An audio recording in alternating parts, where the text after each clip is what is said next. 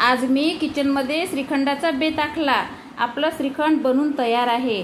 श्रीखंड बनवणं अत्यंत सोपं आहे, खायला सुद्धा खूप गोड लागतं।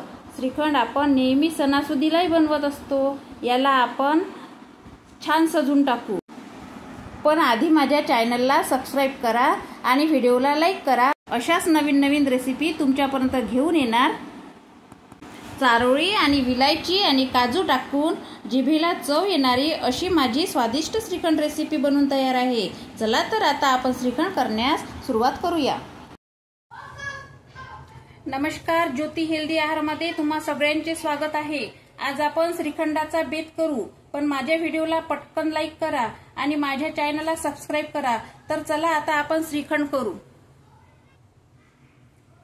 मी 1.5 लिटर दही घेऊन माझ्या दह्याचा चक्का 1 किलो झाला। तर हा चक्का कसा झाला मी तुम्हाला सांगतो।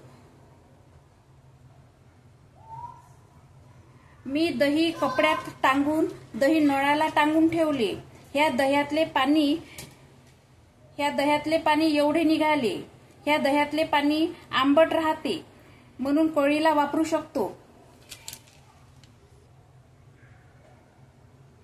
माझा हा 1 किलो दह्याचा चक्का आहे आणि हे 1 पाव दूध केसर टाकून घेतलेले आहे।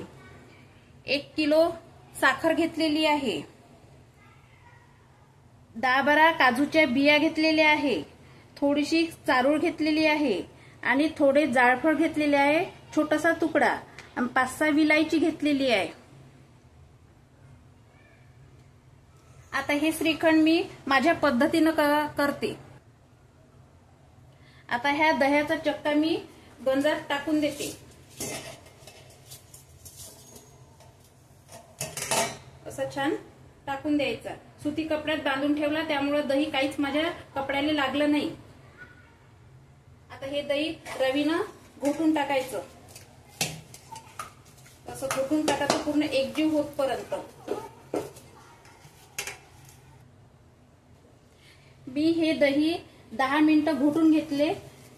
आता या दह्याचा आपण श्रीखंड करू, पण मी चाळणीनं गाळत नाही। कोणी कोणी चाळणीनं दही गाळून टाकतात, पण मी चाळणीनं गाळत नाही, कारण ही माझी पद्धत आहे। आता मी 1 किलो साखरमध्ये 1 कप पाणी टाकते आणि याची चाचणी करून घेते।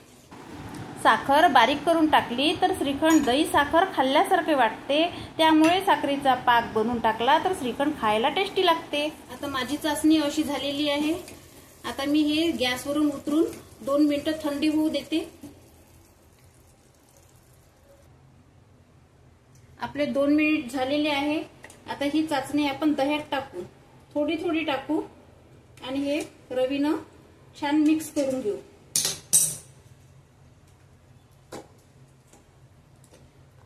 हळूहळू करायचं, नाहीतर हे दही अंगावर येऊ शकते, कारण आपण चाचणी केली होती दह्यासाठी।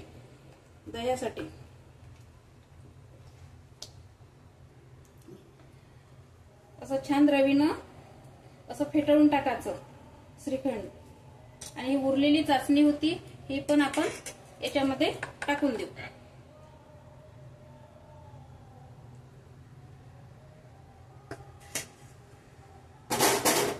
आणखी रवीनं घोटून घ्यायचं। आता हे श्रीखंड आपलं असं घट्ट झालेलं आहे। आता या श्रीखंडामध्ये केशर टाकलेलं दूध होतं। हे केशर टाकलेलं दूध आपण या श्रीखंडात टाकून देऊ। या दुधामध्ये आपण केसर टाकलं होतं आणि ते केसर दूध आपण श्रीखंडात टाकलं, त्यामुळे आपल्या श्रीखंडाला छान असा कलरही आलेला आहे आणि घट्टपणा पण छान आलेला आहे। बघा आपला घट्टपणा किती सुंदर आलेला आहे। आता यामध्ये आपण विलायची काढली होती, विलायची टाकून देऊ।